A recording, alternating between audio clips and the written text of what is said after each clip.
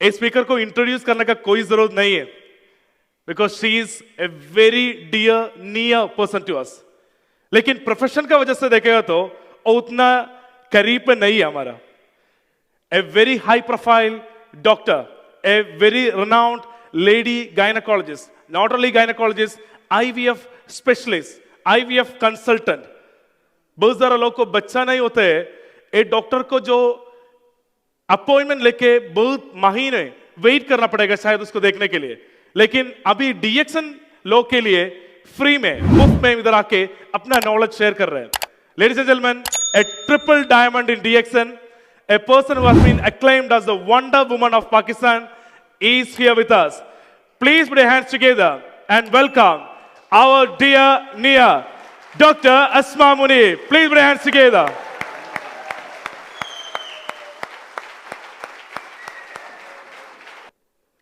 बिस्मिल्लाहिर्रहमानिर्रहीम।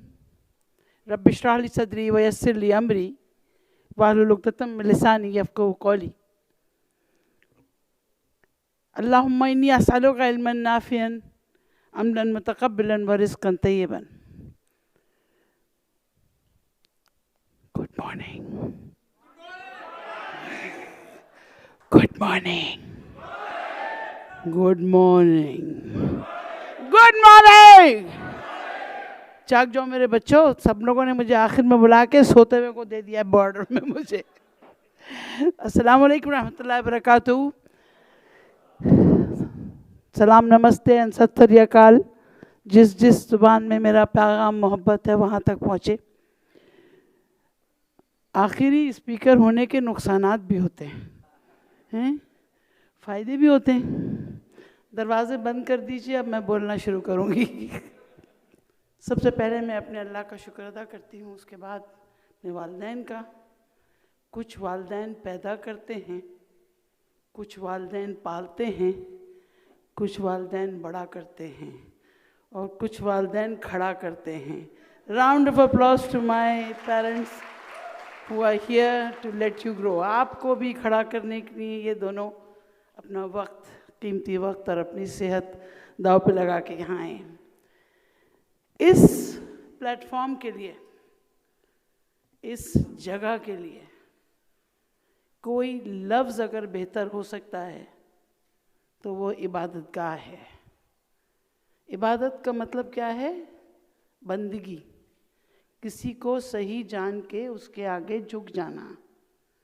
हम अल्लाह और रसूल के बाद किस चीज़ को आगे करते हैं? काना खुल्कुल कुरान, अखलाक, प्यार, खिदमत, इल्म। ये चार चीज़ें जहाँ से मिलती हों वहाँ इबादत गाह का दर्जा दिया जाता है। चाहे वो मंदिर हो, मस्जिद हो, कोई भी द्वार हो, जहाँ से लोग सीख कर उठें, सिखाएं और बदलाव लेके आएं, तब्दीली लेके आएं, हर चीज़ में पॉजिटिविटी के साथ, उसको ये दर्जा दिया जाता है। मानते हो? ठीक है।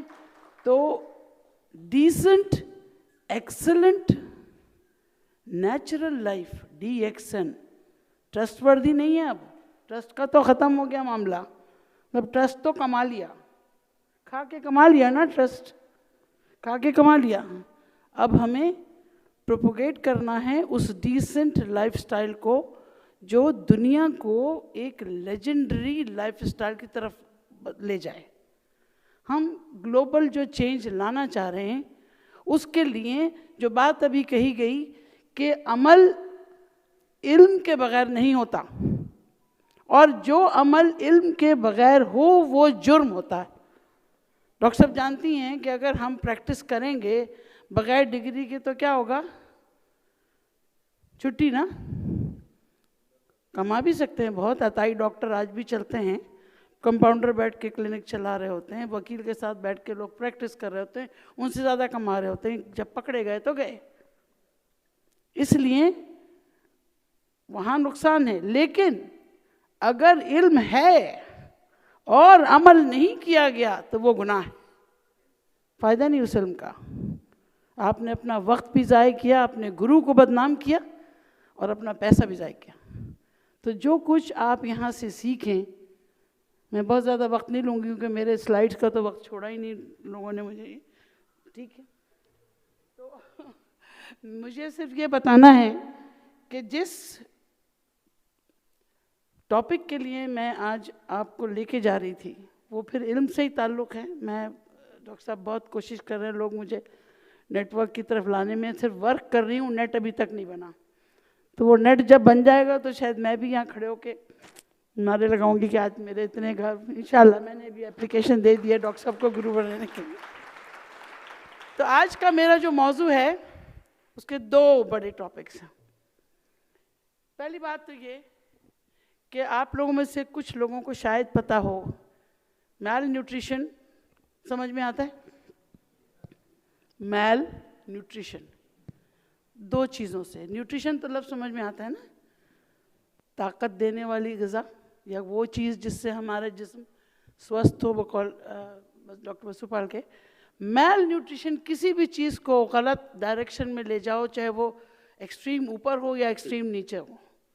आज तक एक मिसकॉन्सेप्ट रहा मैल न्यूट्रिशन का कि हम कमज़ोर हैं तो मैल नरिश्ड हैं, हम दुबले हैं तो मैल नरिश्ड हैं, हमें खाना नहीं मिल रहा है तो हम मैल नरिश्ड हैं।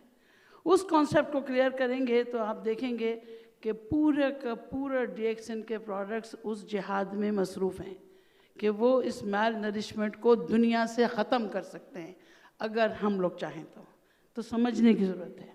तो मैंने आज मौजू चूज़ किया कि मैल नरिशमेंट है क्या चीज़, क्या किस वजह से होती है और हम क्या कर सकते हैं अपने पैमाने पे। तो आइए पहले तो ये पता करते हैं कि मैल न्यूट्रिशन क्या है, फिर उसके बारे में बात करेंगे। मैल न्यूट्रिशन या गलत ग़िज़ा, वो गलत ग़िज़ा जो कि या तो काफ़ी नहीं है जितनी आपको ज़रूरत है, या इतनी ज़्यादा है कि आपकी ज़रूरत से ज़्यादा है, या गलत है। Bad nutrition is the word for malnutrition, यानी सही जगह पर सही ग़िज़ा का ना मौजूद होना मैल न्यूट्रिशन की डेफिनेशन में आता है, ठीक है। अब इसके लिए कौन रिस्पॉन्सिबल है, ये कब आया? WHO ने तो बड़ी बड़ी बातें की। वर्ल्ड हेल्थ ऑर्गेनाइजेशन जो दुनिया का एक क्रेडिबल इदारा है, उसने कहा कि जो दुनिया को इस वक्त सबसे बड़ा ख़तरा लाहक है वो कहीं ना कहीं उसकी जड़ जो है मैल न्यूट्रिशन पे जाती है। आप थोड़ा सा एक मिनट को देखें, आप बात करते हैं हार्ट डिजीज़ की, कैंसर की, मैडम ने बात की एडाप्टोजन की, नेचुरल फूड की बात की। क्यों बात की? जैसा देश वैसा भेस। जैसा जहाँ जाओगे, आप इंग्लैंड में जाते हो तो फिश एंड चिप्स खाते हो, सर्दी में जाते हो तो गर्म कपड़ा पहनते हो, गर्मी में जाते हो तो मुख्तसर हो जाता। तो जो ज़रूरत है उसके हिसाब से बॉडी अपने आप को एडजस्ट करती। तो अगर हमारे न्यूट्रिशन को हमने एडजस्ट नहीं किया तो कहीं ना कहीं इस 5 मूजी मर्ज़ों से हम फंस सकते हैं। Cancer, sugar, blood pressure, metabolic syndrome, heart disease, ये वो चीज़ें हैं जो हम में से हर घर में कोई ना कोई एक बंदा आपको मिल जाएगा, और कुछ नहीं तो एलर्जी तो मिल ही जाएगी। एम आई राइट? और 50 साल के बाद तो दवाइयों का पोटला सराहने है पक्का। उसके लिए अब हमें क्या करना है? लेट्स सी, दुनिया भर में 149.2 मिलियन बच्चे किसी न किसी वजह से छोटे रह जाते हैं, शॉर्टनेस ऑफ हाइट, वीकनेसेस, और 45.4 मिलियन ऐसे हैं जिनकी वेस्टेड, यानी उनके अंदर जितना कुछ मसल मैस होना चाहिए, जितना उनकी बॉडी होनी चाहिए, वो नहीं है। और इसके अलावा 40% ऑफ तकरीबन 2.2 बिलियन बनता है लोग ऐसे हैं जो कहीं ना कहीं या तो ओवरवेट हैं या ओबेसिटी के ज़मरे में आते हैं, मैं भी शामिल हूँ। और आहिस्ता आहिस्ता मेटाबॉलिक सिंड्रोम जिसका तस्करा किया, लीडिंग टू डेथ। बात कहाँ आ गई? न्यूट्रिशन पे। तो अगर आप न्यूट्रिशन की एन को पकड़ लें, नेचुरल न्यूट्रिशन पे चले जाएं, तो इन तमाम चीज़ों का सद्देबाप कर सकते हैं। अब मैल नरिशमेंट का नुकसान क्या होता है? बहुत सारे मैल नरिश्ड लोग ज़िंदगी तो गुजारते हैं, बीमार नहीं हो रहे, क्योंकि देखने में बीमार नहीं लग रहा है। लेकिन साथ साथ ऐसे भी लोग हैं डेवलप्ड कंट्रीज़ में, अंडर डेवलप्ड कंट्रीज़ में, जो कि कभी ना कभी कुछ अरसे के बाद कहीं ना कहीं किसी ना किसी क्लिनिक में पाए जाएंगे, और कुछ नहीं तो साइकियाट्रिक डिसऑर्डर्स, एडाप्टोजन की कमी से साइकोलॉजिकली अपसेट लोग डेवलप होते हैं। और इस वक्त दुनिया का सबसे बड़ा मसला स्ट्रेस है। आप अखबार उठा के देखिए, स्ट्रेस, टेलीफोन पे बात करें स्ट्रेस, किसी से बात करें स्ट्रेस। मैंने तो 12 स्ट्रेसेस की डेफिनेशन दी है। घर से बाहर निकले तो स्ट्रेस, घर से बाहर निकल के बॉस के पास जा रहे हैं, बॉस का स्ट्रेस शुरू हो गया, ट्रैफिक का स्ट्रेस शुरू हो गया, घर वापस आते हुए बीवी का स्ट्रेस शुरू हो गया, सुबह बच्चे की फीस जमा नहीं कराना ही उसका स्ट्रेस शुरू हो गया। सही कह रही हूँ? ज़्यादा रात को जाग के फिल्में देख ली, सुबह नहीं आँख खुली, उसका स्ट्रेस हो गया, खाना गलत खा लिया, उसका स्ट्रेस हो गया। तो बायोकेमिकल स्ट्रेस से लेके और मेंटल टॉर्चर तक कुछ तो खुद करदा हैं, हमने खुद अपने बॉडी को ख़राब किया, लेकिन मौजूद हैं। और उसके लिए फाइट बैक करने के लिए ब्लॉकबस्टर, हमारे पास कोई ऐसा हथियार नहीं है सिवाय, मैं बात करूंगी थायराइड की, कि ऐसा कोई हमारे पास शॉक एब्जॉर्बर नहीं है कि जो इस स्ट्रेस को डी स्ट्रेस कर सके, डिलीट कर सके, इरेज कर सके। वो कैसे, फिर हम बात करेंगे।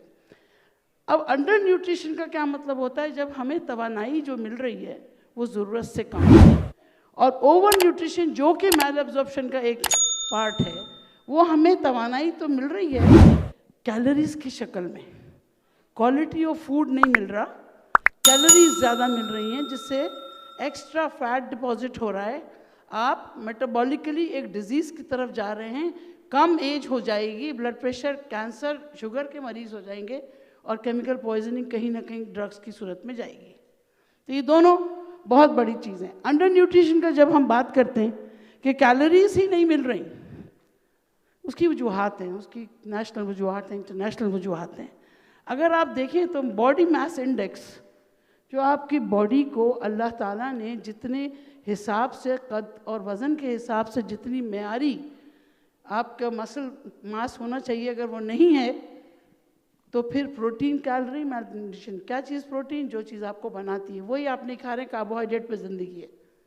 तो नतीजा क्या होगा कि nutritive value of the food decline हो जाएगी, और आप कहीं ना कहीं कभी ना कभी किसी सूरत में अंडर नरिश्ड हो जाएंगे। और बच्चों में ये बहुत जल्दी पता लगता है, क्योंकि उनका बॉडी मास इंडेक्स बहुत तेज़ी से कम होता है।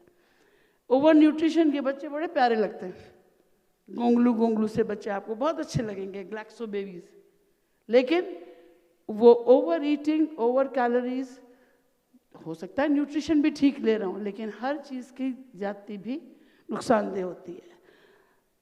अब इसकी वजूहात क्या हो सकती हैं? हम कहाँ इंटरफेयर करें? इसकी वजूहात आपकी अपनी आदतें, आपका अपना लाइफस्टाइल जो आपको गलत ग़िज़ा की तरफ लेके जा रहा है, फिर पैसा हो भी मुसीबत, नहीं हो तो भी मुसीबत। ज़्यादा पैसा आ गया, बाय 1 गेट 1 फ्री पिज़्ज़ा चाहिए, अम्मी को तो खाना पकाना ही नहीं आता, तो बच्चे सब बाहर का खाएंगे, और जो बाहर का खाएंगे वो ज़्यादा से ज़्यादा जंक फूड होगा, उसमें कैलोरीज होंगी, न्यूट्रिशन नहीं होगा, रिसाइकल्ड होगा। आज हर चीज़ जो बाहर मिलती है ज़रूरी नहीं है कि वो सेहत बख्श हो, और हो सकता है कि पॉइजनिंग हो। जब कोविड आया तो लोगों ने बाहर निकलना क्यों बंद कर दिया, बाहर के खाने क्यों बंद कर दिए? सिर्फ इसलिए नहीं कि आबो हवा में कोविड था, इसलिए भी कि ग़िज़ाएँ भी महफूज नहीं थी।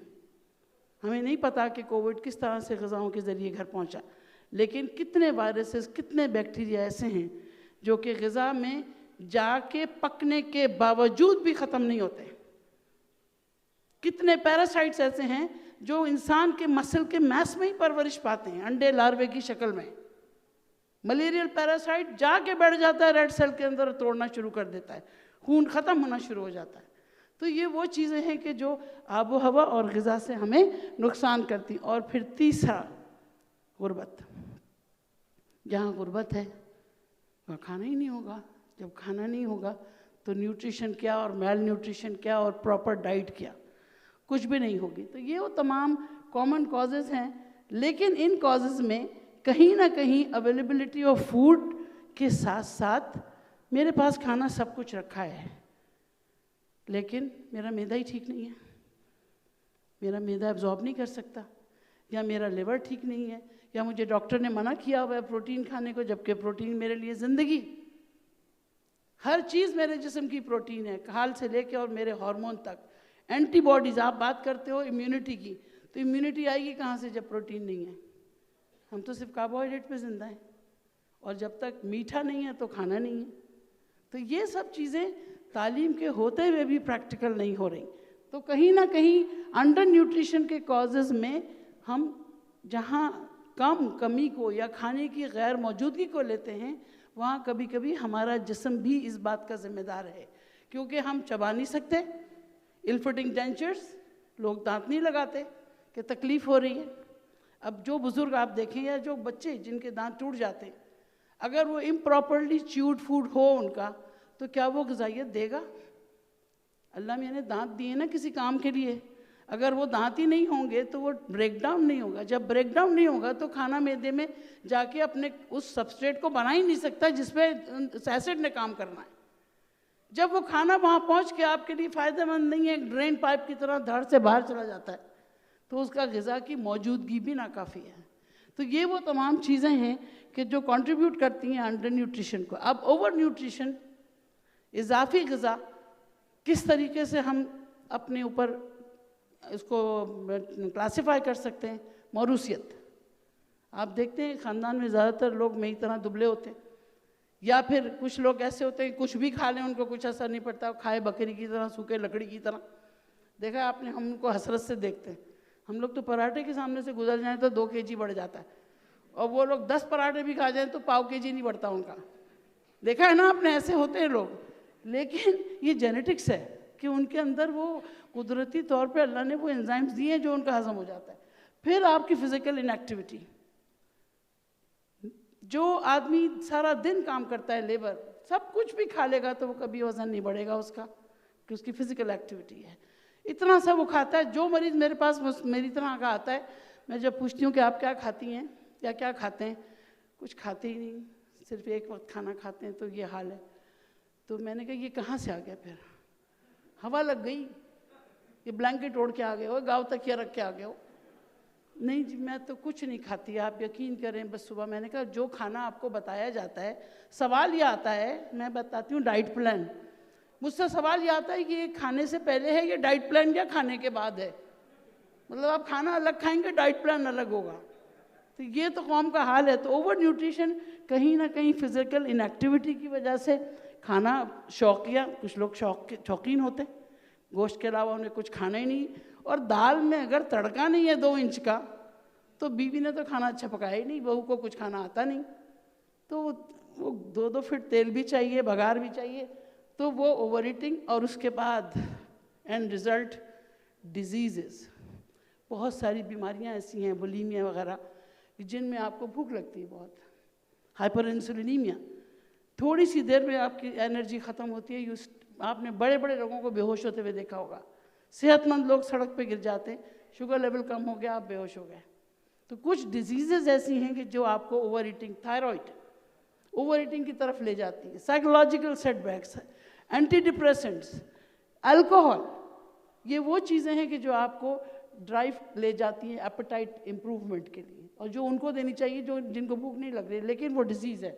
और हाई मेटाबॉलिज्म, हाई मेटाबॉलिज्म 3 तरह से, या तो आप थायराइड की हाइपर एक्टिविटी का शिकार हैं, या आप कोई ना कोई दवा ले रहे हैं। आजकल के बच्चों में मैं आपको बताऊं, जो लोग पढ़ते हैं या स्कूल कॉलेजेस में अच्छे नंबर हासिल करने के लिए दवाओं का इस्तेमाल करते हैं, athletes, body builders and students, they use drugs to improve their mental capacity, और उसके साइड इफ़ेक्ट्स में फिर ये तमाम मेटाबॉलिक एरर्स आ जाते हैं। सारी उम्र के लिए वो डिपेंडेंट हो जाते हैं, एडिक्ट हो जाते हैं, and they keep on eating. अब इनमें कौन सी बीमारियां, इनके नाम याद रखने की ज़रूरत नहीं, बस सिर्फ बताना ये था कि जब कमी हो, ग़िज़ाइयत की कमी हो, पूरी ग़िज़ाइयत की, पूरी ग़िज़ाई कम है, एक कमी ऐसी है जिसमें सिर्फ प्रोटीन कम है, उसको हम कहते हैं प्रोटीन कैलोरी मैलन्यूट्रिशन। क्वाशिरकोर जिसमें प्रोटीन कम है, मेरास्मस जिसमें सारी ग़िज़ाइयत नहीं है, और ज़ेरप्थेल्मिया वगैरह जिसके अंदर आँखों का मसला है, खून की कमी है, और एंडेमिक गॉइटर। क्वाशिरकोर में हालत ये होगी कि सब कुछ मिल रही है, ग़िज़ा की पूरी तौर पे कमी है, प्रोटीन मिल ही नहीं रहा। पूरी ग़िज़ा के साथ प्रोटीन नहीं मिल रहा, वो बच्चे थोड़ा मुख्तलिफ होंगे। जिनको पूरी ग़िज़ाइयत नहीं मिल रही, न्यूट्रिशन ही नहीं मिल रहा, तो उनकी मसल वेस्ट होना शुरू करती है। एनर्जी कहाँ से आएगी? जो कुछ अल्लाह ने दिया मसल, वो टूट टूट के उसको एनर्जी देना शुरू कर देगा। तो ये वेस्टिंग शुरू हो जाएगी, ग्रोथ कम हो जाएगी, सारी खराबियाँ शुरू हो, इम्यूनिटी तो ज़ाहिर है कम होगी, और फिर ज़ाहिर है जब वाइटामिन की कमी आएगी तो उनकी बीमारियाँ शुरू हो जाएंगी। A to Z, जो वाइटामिन कम होगा, जो ग़िज़ा में नहीं होगा, उसकी बीमारी। वाइटामिन ए सबसे ज़्यादा जल्दी पकड़ा जाता है क्योंकि आईसाइट इससे मुतासर होती है, और आँख की बैरूनी झिल्लियों के पर्दों पर प्रॉब्लम्स आना शुरू हो जाते हैं, टूट फूट शुरू हो जाती है। यानी कॉर्निया से लेके और आपकी सफ़ेद झिल्ली के ऊपर तक शिकने पड़ जाएंगी, आईसाइट ख़त्म हो जाएगी, नाइट ब्लाइंड हो जाएंगे लोग। तो ये तमाम वाइटामिन है, और ये भी मेल न्यूट्रिशन की वजह से। फिर आइए आप, बहुत लोगों ने देखा जायका ही नहीं पता चलता, मेरी तो ज़ुबान ऐसी हो गई है, एंटीबायोटिक ले ली थी, डॉक्टर के पास जा रहे हैं ज़ुबान के ट्रीटमेंट के लिए, कमज़ोरी का इलाज नहीं होगा, ग़िज़ा पे तवज्जो नहीं होगी। जो डॉक्टर आपको ग़िज़ा बता दे उसको तो कुछ आता ही नहीं, क्योंकि उसने मेरी डायग्नोज ही नहीं किया। वो कहना जी विटामिन सी लीजिए, विटामिन बी कॉम्प्लेक्स लीजिए, इस डॉक्टर को तो मेरी बीमारी नहीं समझ में आ रही। लेकिन ये नहीं पता कि एक छोटे से विटामिन B12 की कमी से आपकी पूरी ज़िंदगी मुतासर हो सकती है। मुंह के छालों से लेके मैदे की कमज़ोरी तक, खून की कमी तक, सीवियर एनीमिया भी B12 डिफिशिएंसी से हो जाता है। एंडेमिक गोइटर, ये वो थायराइड ग्लैंड जो कि हमारी ज़िंदगी का महवर, अगर ये बढ़ जाए तो भी मुसीबत, और अगर कम काम करे तो भी मुसीबत। अगर ज़्यादा काम करने लग जाए तो मौत के नज़दीक, कम करने लग जाए तो भी मौत के नज़दीक। दोनों सूरतों में ज़िंदगी आसान नहीं है, और ये भी कहीं डिफिशेंसी और कहीं डिफॉर्मिटी और डिजीज़। कॉमन डिजीज़ेस, ज़्यादा न्यूट्रिशन की, मैंने जैसे बताया हार्ट, ब्लड प्रेशर, ऑस्टियोआर्थराइटिस, और मैं बताऊंगी आपको स्लीप एपनिया। नाम सुना है? स्लीप एपनिया का नाम सुना है किसी ने? किसको पता है क्या चीज़ होती है स्लीप एपनिया? क्या होता है बेटा? स्नोरिंग? नो। अगर स्लीप एपनिया स्नोरिंग होता तो फिर उसका नाम स्नोरिंग होता ना। एपनिया मीन्स नो ब्रीथ, सांस नहीं ले सकते आप। सोते में किसी लम्हे सांस का रुक जाना। आपने अक्सर सुना होगा लोग सोते में इंतकाल कर गए, सुना है? कितने घरों में आपने सुना होगा? मैं तो कितना देखा है मैंने, सोए थे और सुबह उठे ही नहीं। वज़न की ज़्यादती, ब्लड प्रेशर की ज़्यादती, ज़ुबान का पिछला हिस्सा कवर कर गया और आप 10-20 सेकंड के लिए आपकी सांस रुक गई सोते में। ये आजकल बहुत कॉमन है। जो लोग खर्राटे लेते हैं उनको खुदा के वास्ते डॉक्टर के पास ज़रूर दिखाना चाहिए कि थकन से खर्राटे लेना तो सांस लेने की अलामत है ना। सांस ना लेना एक प्रॉब्लम है। 1 मिनट के अंदर अगर आप 10-15 सेकंड सांस ना लें तो जितनी ऑक्सीजन डेफिशिएंसी आपकी ब्रेन को और हार्ट को होती है वो आपको डेथ की तरफ ले जा सकती है। ये भी मेल न्यूट्रिशन का, ओवर न्यूट्रिशन का फैक्ट। ये दिमाग में रखिए कि ये तमाम चीज़ें मेल न्यूट्रिशन के अंडर में हैं। हार्ट डिजीज़, ये तो सब आप जानते हैं, इसके बारे में मैं वक्त की कमी की वजह से डिटेल नहीं बताऊंगी, लेकिन ओवर न्यूट्रिशन और अंडर न्यूट्रिशन दोनों हार्ट डिजीज़ की तरफ लेके जाते हैं। ब्लड प्रेशर, ग़िज़ा नमक वाली हो या ग़िज़ाइयत की कमी हो जो आपके एड्रिनल्स को सही कॉन्ट्रैक्ट नहीं कर रही, आपके हार्ट को ठीक नहीं कर रही, आपके जहनी तनाव को ठीक नहीं कर रही, वो आपको ब्लड प्रेशर का मरीज़ ज़रूर बना देगी। फिर आर्थराइटिस। हमें से आज मैंने जो सबसे कम उम्र बच्चा देखा है ना आर्थराइटिस का, वो 8 साल का है। पहले हम लोग कहते थे एजिंग प्रोसेस है, 50 साल के बाद कोई जोड़ दुखेगा। बच्चों को रोमेटिक फीवर में अलग कर दीजिए। कुछ बीमारियां ऐसी हैं कि जो leaks the joints, rheumatic fever को कहते हैं bytes the heart, leaks the joints. लेकिन अलावा उनके जो कार्टिलेज के प्रॉब्लम्स हैं, जो एजिंग प्रोसेस की स्पीड आप देख रहे हैं बच्चों में, जवानों में, वो ऑस्टियोआर्थराइटिस की शक्ल में बहुत कॉमन हो गई है। Lack of sports, lack of mobility, abnormal postures, mobiles, technical age ने हमें बहुत, मॉडर्नाइजेशन ने 2 तोहफे दिए हैं आपको। आपके जो आप बंदर से इंसान की तरफ आए बकौल डार्विन के, मैं तो नहीं मानती, लेकिन बंदर से इंसान की तरफ आए थे, अब इंसान से वापस उसी शक्ल में जा रहे हैं आप। चाहे वो वज़न हो, चाहे आपकी गर्दन हो, चाहे आपके ये छोटे जॉइंट्स हो। रात भर ब्लैंकेट के अंदर जब मोबाइल चलते हैं वो यूं ही रह जाते हैं। ये आर्थराइटिस स्मॉल जॉइंट्स का, ये सबसे ज़्यादा कॉमन है कम वज़न वालों में और ज़्यादा वज़न वालों में, दोनों में कॉमन है। और इसका इलाज सिर्फ न्यूट्रिशन और मोबिलिटी है। कुछ भी कर लें, सारी उम्र आपको स्टेरॉइड्स नहीं दी जा सकते। तो ये तमाम ख़तरनाक बातें हैं। ये है स्लीप एपनिया, और इसको कहते हैं सीपैप मशीन। समझ लें कि छोटा वेंटिलेटर। इससे बचने के लिए साइंसदानों ने और पैसे कमाना शुरू कर दिए कि उन्होंने ये मशीन डाली कि भाई जब जिस वक्त आपकी सांस रुके उस वक्त ये मशीन टेक ओवर कर ले और आपकी सांस दोबारा चलना शुरू हो जाए। और आज 80% ओवरवेट लोग सीपैप मशीन यूज़ करते हैं। तो हमको काम करने की ज़रूरत है न्यूट्रिशन पे और मैल नरिशमेंट पे। तो बच्चों में स्टैंडर्ड डिविएशंस आ गई, बड़ों में इंटेस्टाइनल डिजीज़ और हार्मोनल मैल एब्जॉर्प्शन सिंड्रोम से लेके और एड्स और कैंसर तक, सबका ताल्लुक न्यूट्रिशन से, सबका। अब इसीलिए जिस ज़माने में हम लोगों ने MBBS किया था, मैं कोई इतनी पुरानी नहीं हूँ, सिर्फ बकौल डॉक्टर वसुपाल के 16 साल के हैं, हम 1000 साल तक रहेंगे 16 साल के। लेकिन उस ज़माने में न्यूट्रिशन का चैप्टर डॉक्टर शंकर कितना होता था? 5 पेज। Diet 5 page. डॉक्टर साहब हमारे पास न्यूट्रिशन का अलग से चैप्टर ही नहीं था। ADHD का तस्करा ही नहीं था, ऑटिज्म के बारे में नहीं पता था, एड्स के बारे में कोई इन्फॉर्मेशन नहीं थी। आज क्लास 5 का बच्चा जो है वो क्लोनिंग की बात करता है, एड्स की बात करता है, ADHD की बात करता है। ADHD attention deficit hyper activity syndrome, B12 की कमी। विटामिन B12 उस माँ को दे देते तो शायद उसके बच्चे को ADHD ना होता। तो मकसद ये है कि रूट कॉज पे काम करना है और उस चीज़ का ये जो विशेष सर्कल है ना, इसको तोड़ना है। पॉवर्टी प्रोफेसर वसुपाल तोड़वा देंगे, ठीक है, वादा है ना? काम करना है, पॉवर्टी वहाँ से ख़त्म। न्यूट्रिशन TXN के प्रोडक्ट्स खुद ही देख लेंगे। तो ये जो sickness less food more sickness more problems circle goes on, ये तोड़ना है, इस चेन को तोड़ना है। और इस चेन को तोड़ने के लिए TXN का platform is the best platform. Round of applause.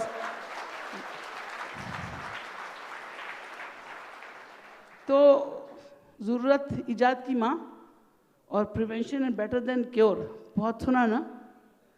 लेकिन एक साहब हेनरी डी ब्रैक्टन कह गए कि N ounce of prevention is worth a pound of cure. मतलब हिफाजत वहीं से शुरू होगी जहाँ से एहतियात शुरू होगी, ठीक है। अब प्रिवेंशन हमें कहाँ करना है? ख़ानदान के बेसिस पे, अपने बेसिस पे, अपने आप से। जैसे सर ने कहा, मंसूर भाई ने कहा, अपने आप से पार करो। आप सेहतमंद होगे, आप मिसाल होगे तो दूसरों की केयर कर सकते हो। एक बीमार आदमी दूसरे की क्या केयर करेगा? तो अपनी फैमिली, कम्युनिटी और नेशनल लेवल पे प्रिवेंट करना है। अब फैमिली लेवल पे आप लोगों का क्या काम है? फैमिली लेवल पे आपने अपना दस्तरखान देखना है कि हमारे दस्तरखान पे जो हम ज़ुबान के चटखारे ले रहे हैं, क्या उसमें ग़िज़ाइयत है? क्या हमारा कोई डाइट प्लान है? क्या हमारी प्रॉपर फैमिली केयर है? हम में से अक्सर यहाँ अकेले हैं। फैमिलीज़ वहाँ क्या कर रही हैं? आपने पैसे भेज दिए, उन्होंने 4 बर्गर और खा लिए, सही, लेकिन आपको उनको ट्रेन करना है कि आपको क्या देना है। नहीं कर सकते। एक पर्चा तो भेज सकते हो, मिसेस MRS शादी करने को नहीं कह रही, मोरेंजी रिशियन स्पायरुलिना। मिसेस का मतलब मोरेंजी रिशियन स्पायरुलिना। ये पर्चा भेज दो बैक होम, ये है तुम्हारा नाश्ता। अगर तुमने किसी तरह से अपनी ग्रॉसरी लिस्ट में ये तीनों चीज़ें डाल दी तो कहीं ना कहीं आपने मैल न्यूट्रिशन का एक चेन को तोड़ दिया, क्योंकि आपने वो कंपाउंड न्यूट्रिशन उनको दे दिया जिससे उनको इन तमाम चीज़ों से बचत हो सकती है। फिर प्रमोशन, ये हमारा कम्युनिटी लेवल पर कि हम ऐसे अवेयरनेस प्रोग्राम करें जो कि अब इमसाम कर रहा है, कि बताएं लोगों को कि भाई न्यूट्रिशन की तरफ कैसे अहमियत है, मैल न्यूट्रिशन का क्या मतलब है, और आप अपने आप को कैसे बचा सकते हैं। एजुकेशन, अवेयरनेस, और मुल्की लेवल पर, नेशनल, अक़वामी, बैनुल-अक़वामी सतह पर काम आ गया जो डॉक्टर लिम कर रहे हैं और यूएई की गवर्नमेंट जो कर रही है। कल्टिवेट करें वो चीज़ें जो सेहत बख्श हों, घर घर पहुँचे, कम पैसों में पहुँचे, आसानी से मिलें और नुकसानदेह ना हो। ये हमारा काम था। अब हम कैसे मैनेज करें?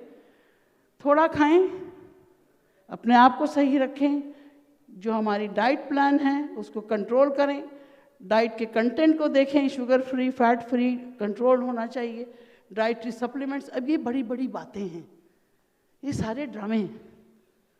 बड़ा अच्छा लगता है ये स्लाइड, लेकिन है सब बकवास। क्यों? प्रैक्टिकल नहीं है। कितने लोग सब्ज़ी की दुकान पे सुबह खड़े हो जाते हैं कि मुझे ज़रा एक हरी सब्ज़ी दे देना, मुझे इसमें विटामिन ए, बी ज़्यादा है, ये पालक भी डाल दो, थोड़ा गाजर भी डाल दो, थोड़ा गोभी भी डाल दो। कितने लोग हैं? टाइम है हमारे पास? और मेरे ससुर को तो कुछ और चाहिए, मेरी बेटी को कुछ और चाहिए, मेरा जो बच्चा 1 महीना है उसकी रिक्वायरमेंट कुछ और है। तो हर एक की रिक्वायरमेंट का मैं कितना पकाऊंगी दिन में भाई? तो मैं क्या करूंगी? मुझे शॉर्टकट चाहिए। ज़िंदगी की सक्सेस में कोई शॉर्टकट नहीं है। डीएक्सन ने सेहत के लिए शॉर्टकट दे दिया। This is the only way you can have a shortcut in your health maintenance, और वो है थोड़ा सा स्पायरुलिना, थोड़ा सा ऋषि और थोड़ा सा मनी। तो लेट्स हैव इसके लिए जोरदार ताली। Super foods of the world, DXN. DXN की कंपनी के बारे में कुछ नहीं बताऊंगी, सब जानते हैं। जो वही बात, एक बच्चा क्लास में आया, नहीं टीचर आए क्लास में, उन्होंने बोला बच्चों मैं आज क्या पढ़ाने जा रहा हूँ। तो उन्होंने कहा, आधे बच्चों ने कहा हमें पता है, तो होशियार बच्चे थे, पहले पढ़ के आ जाते थे। तो आधे बच्चों ने कहा हमें नहीं पता। तो टीचर ने कहा अच्छा जिनको पता है वो उनको बता दें, जिनको नहीं पता है। तो मैं इस वक्त वही करूँगी कि जो डीएक्सन की कंपनी के बारे में जो डिटेल है वो हर चीज़ नेट पे मौजूद है। मैं उसकी डिटेल में नहीं जाऊँगी क्योंकि वक्त मेरी जेब से काट के शेबी और सेबेस्टियन ने हलाल कर दिया मुझे। बहरहाल मैं जिसके बारे में ज़रूरी बात करना चाहूँगी नए बच्चों के लिए और पुराने बच्चों को रिवाइज कराने के लिए, वो 4 चीज़ें हैं, कैनोडर्मा, स्पायरुलिना, कॉर्डिसेप्स, मोरेंजी। तो ये बाबा है food, ganoderma lucidum, reishi lingzhi, elixir of life and what not, 23 names for it. बहुत ज़बरदस्त 10,000, 4,000, 4,500 साल पुराना फंगस, उसकी ये प्रॉपर्टीज़, पेन से लेके सूजन तक, डिजेनरेशन से लेके पार्किंसंस तक, ये तो आ गया आपका एंटी इन्फ्लेमेटरी इफेक्ट। आइए अब दिल के ऊपर उसके असरात, ब्लड प्रेशर रेगुलेट करना, ब्लड प्रेशर के इफेक्ट को मेंटेन करना, इम्प्रूव करना, पंपिंग हार्ट को, रिदम को कंट्रोल करना, कोलेस्ट्रॉल को रिड्यूस करना, सिंस 1977 का कार्सिनोस्टैटिक यानी कैंसर की ग्रोथ को रोकना, एंटी एंजियोजेनिक, किस तरह कि खून जो कैंसर के सेल्स को जाता है बनाने के लिए वहाँ कंट्रोल करना, एलर्जी को ख़त्म करना, इम्यून सिस्टम को एनहांस करना, और जाहिर है एडेप्टोजन तो है ही। ठीक है, मुख्तसर तरीन बताया ताकि आप थोड़ा जाग जाओ। तीसरी बात स्पिरिचुअल। अब जहाँ हम बात करते हैं इमोशंस की, टेंशन की, साइकोलॉजी की, मुझे सब कुछ दे दो और सुकून ना दो। मेरे सामने तुम शाही ख़जाना भी रख दो तो मेरे लिए बेकार है। मुझे एक बेहतरीन बिस्तर दे दो और मुझे नींद नहीं आ रही, बेकार है। बेहतरीन घड़ी दे दो और मुझे वक्त देखना ना आता हो और वक्त की कीमत नहीं हो तो ये बेकार है मेरे लिए। तो इसी तरह जो इफ़ेक्ट्स ऑफ किसी भी ज़मीन की चीज़ हो, आसमानी चीज़ हो, जब तक आपकी नफ्सियात के अंदर उसका हिस्सा नहीं, आप ना अपने आप को बदल सकते हैं ना अपने हालात बदल सकते हैं। जो सर ने कहा कि अगर चाहो तो बदल दो दुनिया को, कहते हैं तुम में हिम्मत है तो दुनिया से बगावत कर लो। अगला मिसरा सिर्फ यंगस्टर्स के लिए, बुजुर्ग ना सुने। तुम में हिम्मत है तो दुनिया से बगावत कर लो, वरना माँ बाप जहाँ कहते हैं शादी कर लो। समझ आई? कहने का मकसद ये, हिम्मत है तो बगावत करो उस मैल फंक्शनिंग बॉडी के खिलाफ जिसके बारे में ना आपने कभी जाना ना उसको अहमियत दी। आप नहीं दोगे तो कोई भी नहीं देगा। तो ये वो चीज़ें हैं, चाहे वो जिगर हो, दिल हो, दिमाग हो, गुर्दा हो या आपका रिप्रोडक्टिव सिस्टम हो, सबकी चीज़ की इंश्योरेंस पॉलिसी, एश्योरेंस पॉलिसी आपको गैनोडर्मा देता है। यानी कूजे में अगर मुझे दरिया बंद करना हो तो जिस्म के हर खलिए की सेहत की जिम्मेदारी, बीमारी से बचने के लिए, लॉन्गेविटी को सही रखने के लिए और खुश मिजाज रखने के लिए गैनोडर्मा जिंदाबाद। ओके। फिर डॉक्टर साहब ने बात की पीएच की। पीएच तेजाबियत, आपके जिस्म में अगर तेजाबियत है, आपके खून में तेजाबियत है, एसिडिटी है, तो वहाँ पर हर चीज़ पनपेगी, सिवाय आपके आंसू के, सिवाय आपकी नाक के पानी के, सिवाय कान के वैक्स के, सिवाय आपके मैदे के। यहाँ पर अल्लाह ने तेज़ाब दिया आपको बीमारी से लड़ने के लिए। लेकिन अगर ये तेज़ाबियत आपके खून का हिस्सा बन जाए तो कैंसर को भी परवरिश कर लेगी। तो उसकी तेज़ाबियत को दूर करने के लिए हाइड्रोजन और ऑक्सीजन की अगर एक कॉम्बिनेशन उसको गैर तेज़ाबी कैफियत में ना लेके जाए, जिसको आप एल्कलाइन स्टेज कह रहे हैं, तो आप बीमारी से नहीं बच सकते। तो एल्कलाइन करना है तो पानी और नमकियात की उस मकदार को जिस्म में रखना होगा। कैसे ढूंढेंगे? ज़रूरत ही नहीं, स्पाइना खाओ, गैनोडर्मा खाओ, आपने सबको खुद ही अल्कलाइन कर दिया। तो this is one shortcut there. तो आपको अगर अपनी बॉडी को डिस-ईज़, बेआरामी, ईज़ का मतलब आसानी, डिस-ईज़, डिजीज़ से हटाना है तो गैनोडर्मा को अंदर लाना है। ठीक है। और डॉक्टर साहब का कहना यही है कि ये ट्रीट नहीं करता, बॉडी को डायरेक्ट करता है कि उठो और लड़ो अब बीमारी से। ठीक है, खुद कुछ नहीं करता। अब आइए स्पिरुलिना, जिसके लिए मैंने इतना बड़ा टॉपिक चुना। Spirulina super food of the world, WHO, UNICEF, NASA, सारे लोग इस बात पे मुत्तफिक हैं कि इससे बड़ा सुपर फूड कोई नहीं है। कूजे में अल्लाह ने दरिया बंद किया हुआ है। 35 साल तक स्पिरुलिना खा के पानी पी के जो जिंदा रह सकता है, इससे बड़ी मिसाल और क्या होगी। तो अगर आपको ब्लू ग्रीन एल्गी में पूरी कायनात मिल जाए, सिर्फ इसमें 2 चीज़ें हैं। एक तो ये कि विटामिन B12 थोड़ा सा कम है, और दूसरे ये कि जहाँ पे डॉक्टर ने प्रोटीन को लिमिट किया, किडनी डिजीज़, जहाँ पे डॉक्टर खुद मना कर रहे हैं गोश्त दालें ना लें जो आपके किडनी को मज़ीद डैमेज कर सकता है, वहाँ प्रोटीन, ये 65% प्रोटीन है, इसको भी आपने कंट्रोल करना है। हर एक को डॉक्टर बन के स्पिरुलिना मत शुरू करा दीजिए।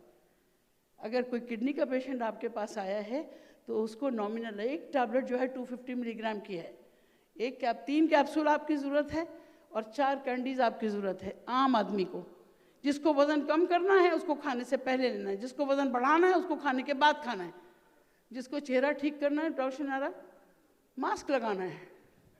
ठीक है, सर को ठीक करना है अंडे में और मशरूम पाउडर में और टी ट्री क्रीम मिले या टूथपेस्ट में मिला के स्पिरुलिना सर पे भी लगा सकते हैं आप। स्किन केयर का एक हर्बा है, तो इसकी तादाद में तो मैं आपको फजर तक यहाँ बिठा सकती हूँ। बहरहाल जो एंटीऑक्सीडेंट वैल्यूज़ हैं स्पिरुलिना की, वो आपको बीमारी से बचाती हैं। Spirulina was the first food जिसने एंटीवायरस होने का भी ताज पहना। Hepatitis B, hepatitis C, HIV और नाउ कोविड है, तो वो भी वायरस ना। इन्फ्लुएंजा में, पैरा इन्फ्लुएंजा में जब आप स्पिरुलिना देते हैं, लोगों की रिकवरी फास्ट हो जाती है।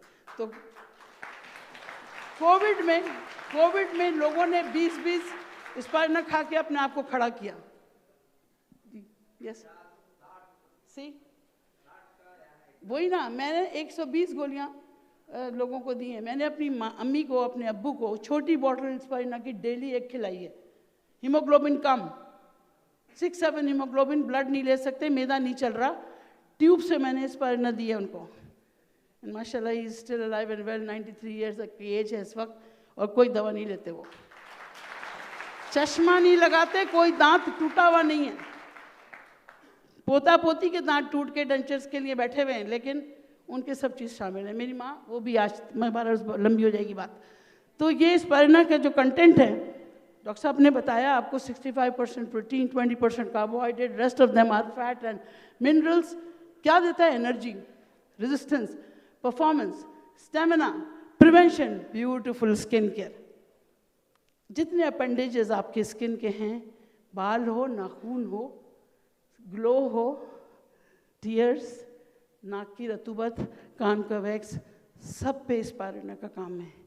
जो लोग स्पायरुलिना इस्तेमाल करते हैं उनका resistance of these excretion is better. Stomach की लाइनिंग से लेके और बाल की ग्रोथ तक स्पायरुलिना का बेहतरीन इफेक्ट है। ठीक है, आइए अब WHO USF FDA ने जो कहा 1 gram of spirulina is equal to 3 capsules of spirulina which is 4 candies of normal conventional हमारे पास जो ट्राइंगुलर टैबलेट्स मिलती हैं, तो वो डेली आपकी रिक्वायरमेंट 4 की है। बेस्ट फूड, ये बहुत पुराना स्लाइड है, आपको पता है। कंपैरिजन में अगर आप जाएं तो 12 टैबलेट की विटामिन ए की कंटेंट, विटामिन ई और बी कॉम्प्लेक्स, ये तीनों चीज़ें वाइटल्स हैं। विटामिन का मतलब क्या है? वाइटल, जिसके बगैर ज़िंदगी मुमकिन नहीं है और जो बॉडी खुद बना नहीं सकती, आपको बाहर से लेना ही पड़ेगा। और आपने भून भून के सारे विटामिन ख़त्म कर दिए, तो ये सब चीज़ें लेना ही लेना है। तो मैं ये एक छोटी सी शॉर्ट वीडियो दिखाना चाह रही थी।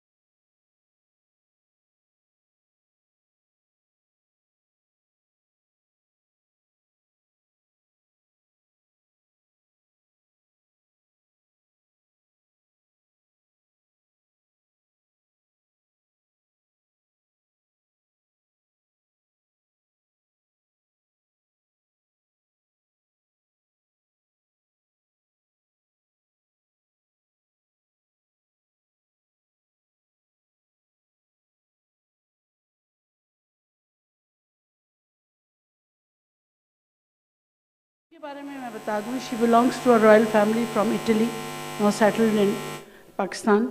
Solo fighter, 1 man army. मुझे यहाँ ये दुबई में मिली। Now I have joined her as a chief organiser of inner voice. She is working for many other things. लेकिन स्पायरुलिना से गिलगित बल्तिस्तान, इस्लामाबाद और पेशावर में जिन बच्चों को खाना नहीं मिलता था, उनको स्पायरुलिना सीरियल खुद अपने हाथ से मैश करके पानी में इन्होंने सुबह में दिया 700 बच्चों को 5 महीने तक। और उसके बाद उनका वज़न, उनकी ग़िज़ाइयत, उनकी बीमारी का तज्ज़िया किया और वो भी छप चुका है।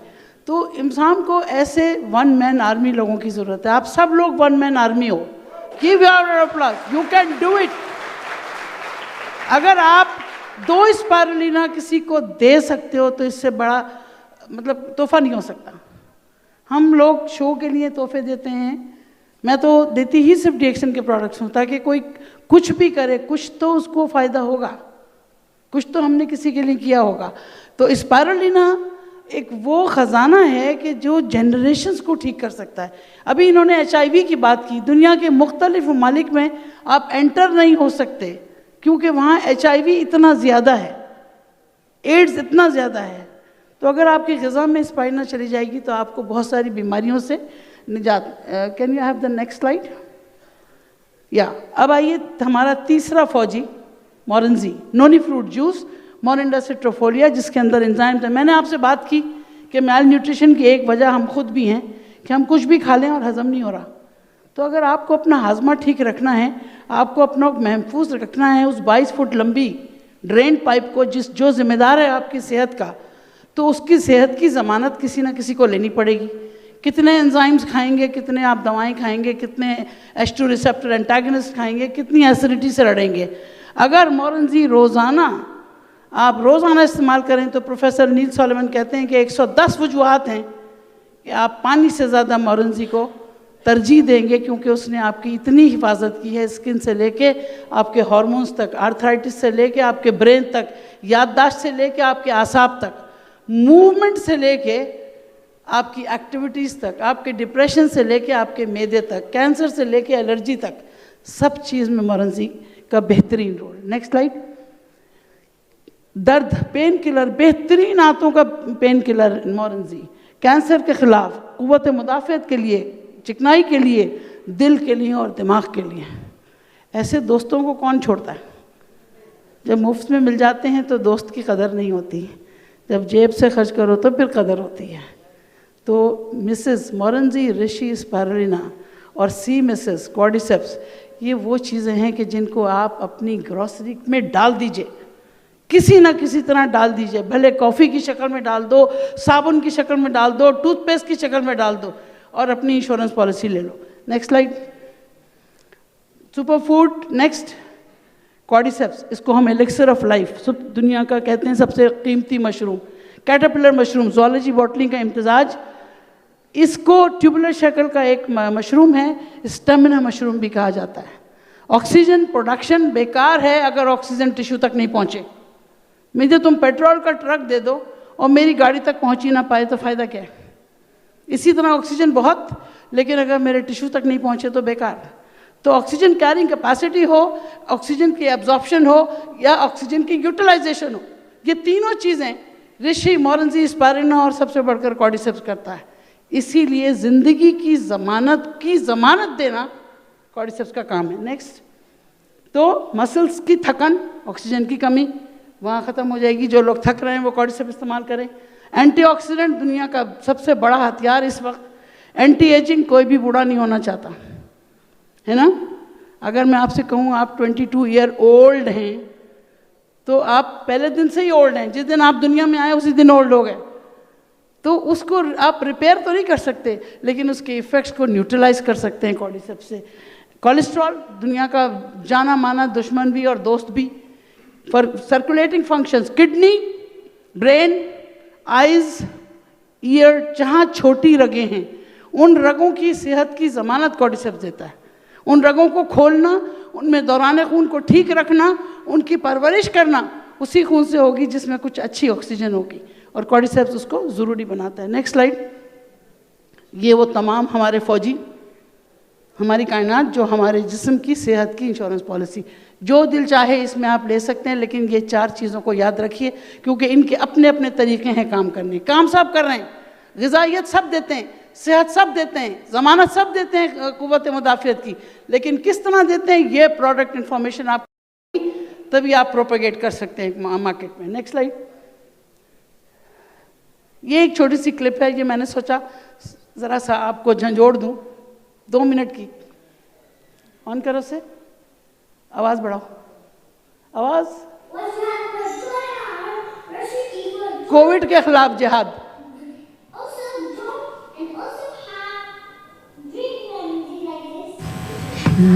and also drink spirulina.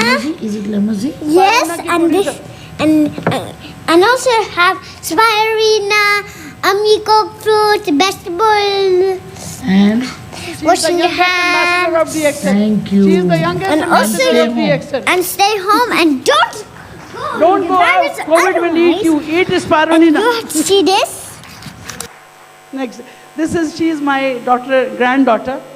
She is only 5-year-old. Spirulina और गैनोडर्मा के बारे में आप इससे सुन लीजिए, सारा इसको याद है और लोगों को कोविड से बचाने के लिए इस तरह की खुद ही वीडियोस बना के वो डालती है। कहने का मकसद ये है कि जब बच्चे को इसकी अहमियत पता होगी तब हम जनरेशन्स की चेंज की बात कर सकते हैं। इन कंक्लूजन, न्यूट्रिशन को नए जनरेशन से भी शुरू करना है। Next last slide, just to conclude कि मैल न्यूट्रिशन कॉमन डिफिशिएंसी से लेके मेजर डिफिशिएंसी तक हमारे पास ये चारों हथियार स्पिरुलिना, मोरेंजी, cordyceps and ganoderma, best assurance and best insurance for rest of your life. Thank you very much for patient hearing. ज़्यादा बोलने की माजरत, जज़ाकल्लाह खैर। Thank you.